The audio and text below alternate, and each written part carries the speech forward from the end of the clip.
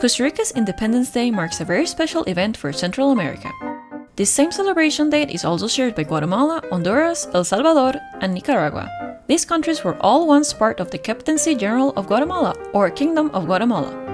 The most noteworthy of all the factors that ignited desires for independence in the Guatemalan provinces was the elitism Spanish-born individuals or peninsulares practiced on everyone else. They could aspire to high-status position in the church, government, and market, while the much more numerous colony-born Spanish, or criollos, could only aspire to be ruled and work in lower positions. This clear disparity in civil rights infuriated the majority of those living in the colonies.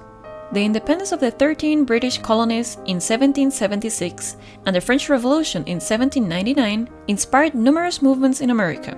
The Age of Enlightenment's new ideas of civil and human rights paved the way for those wanting better lives. During the first decades of the 1800s, several emancipation protests, fights, and revolts broke in many places of the continent, some of those being Mexico, Haiti, Colombia, Venezuela, Ecuador, and Argentina. In February of 1822, a document called Plan of Iguala is written where the different states of New Spain declare independence to become what is now Mexico. This document arrived in Guatemala on the 13th of September of the same year. 2 days later, on the 15th at 8 a.m., 56 religious, politic, and civil authorities gathered in the National Palace of Guatemala. Outside, citizens had gathered and shouted and cheered their wishes for freedom.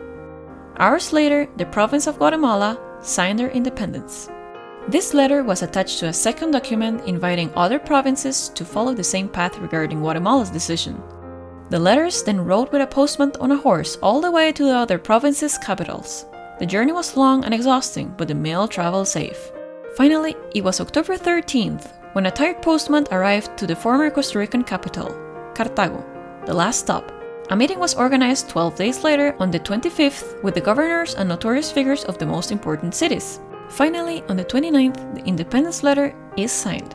Years later, on September 11 of 1848, José María Castro Madriz declared that Costa Rica's Independence Day shall be celebrated on the 15th of September like the rest of the former Guatemalan kingdom's provinces had been doing as a way to commemorate solidarity and unity.